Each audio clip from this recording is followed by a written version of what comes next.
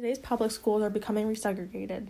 Largely, it's due to school attendance zones that intensify racial segregation between white students and black and brown students.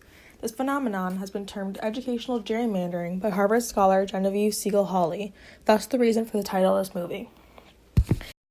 In some school districts, which is mine as a child, there were one elementary, middle, and high school.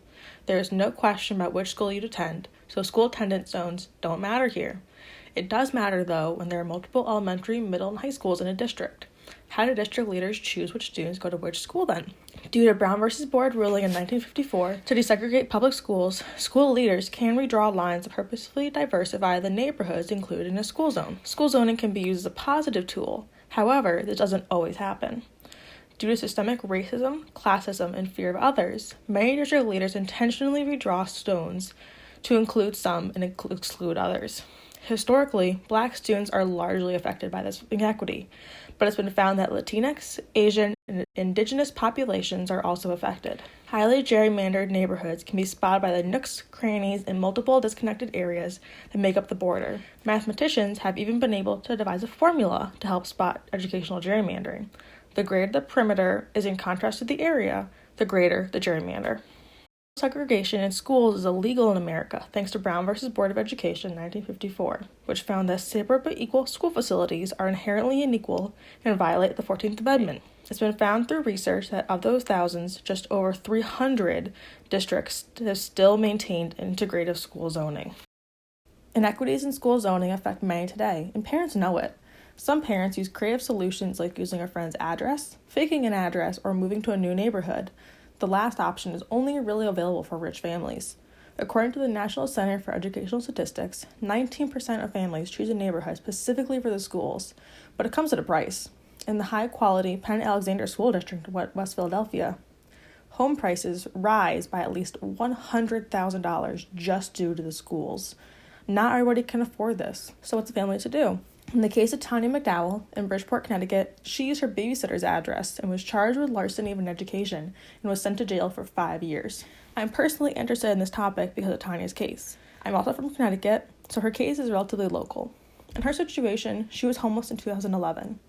She occasionally went to a homeless shelter in Bridgeport, but because she was homeless and technically did not live within a school attendance zone, she used her babysitter's Darien address to send her son to a Darien elementary school.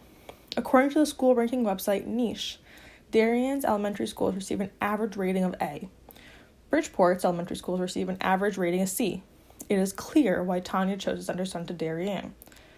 However, the town of Darien found out and charged her with larceny of an education. The state of Connecticut's charges were shocking, but supporters of the charges might suggest that people need to attend the school closest to them, regardless of extenuating circumstances. People should move closer to preferable school, despite the increased costs. Schools are crowded and can't accommodate more diverse students. And/or my district is good enough and doesn't need anything changed, and that includes a more diverse student population. These beliefs are usually held by people who are privileged in some way by the current segregated system. So how can we address this issue? Brown v. Board originally tackled this issue decades ago through court-ordered desegregation. Current enforcement of desegregation has been low since, but still serves a possibility. Another solution is for teachers, parents, and community members to speak out when educational gerrymandering is noticed. We can hold elected officials accountable for and responsible for unfair decisions. This can be in the form of voting, protests, and persuasive letters. It's also known that educational gerrymandering can be a good thing when used to choose neighborhoods that will promote diversity in the school population.